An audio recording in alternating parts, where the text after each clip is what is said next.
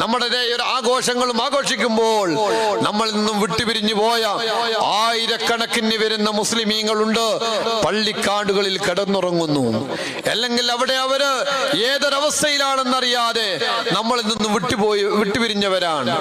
അവരുടെ പേരില് അവർക്കൊരു ഹദിയയായി സുബ്ഹാനല്ലാഹി വബിഹംദിഹി എന്നുള്ളത് ഒരു 300 തവണയെങ്കിലും ചൊല്ലി ആ മരിച്ചുപോയ മുസ്ലിമീങ്ങളുടെ പേരിൽ, മുസ്ലിമാത്തിന്റെ പേരിൽ ഒന്ന് ഹദിയ ചെയ്താൽ അവരുടെ ഖബറുകളിലേക്ക് അല്ലാഹു തആല ആയിരക്കണക്കിന് പ്രകാശത്തെ അവർക്ക് എത്തിച്ചു കൊടുക്കുമെന്ന് കിതാബുകളിൽ കാണാം.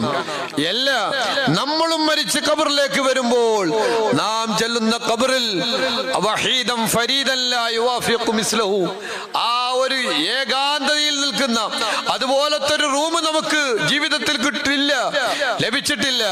അങ്ങനത്തെ ആ ഒരു ഖബർ എന്ന് പറയുന്ന ആ ഒരു വീട്ടിൽ നമ്മൾ ചെല്ലുമ്പോൾ നമുക്കും അല്ലാഹു തആല ധാരാളമായി പ്രകാശത്തെ അതിൽ വെച്ചു തരും എന്ന് മഹാന്മാർ പറഞ്ഞത് കാണാം. പ്രിയപ്പെട്ട മുഹബ്ബീങ്ങളെ, അതെല്ലാം നമുക്ക് ഉപയോഗപ്പെടുത്തണം. അല്ലാഹു തആല തൗഫീഖ് നൽകുമാറാകട്ടെ.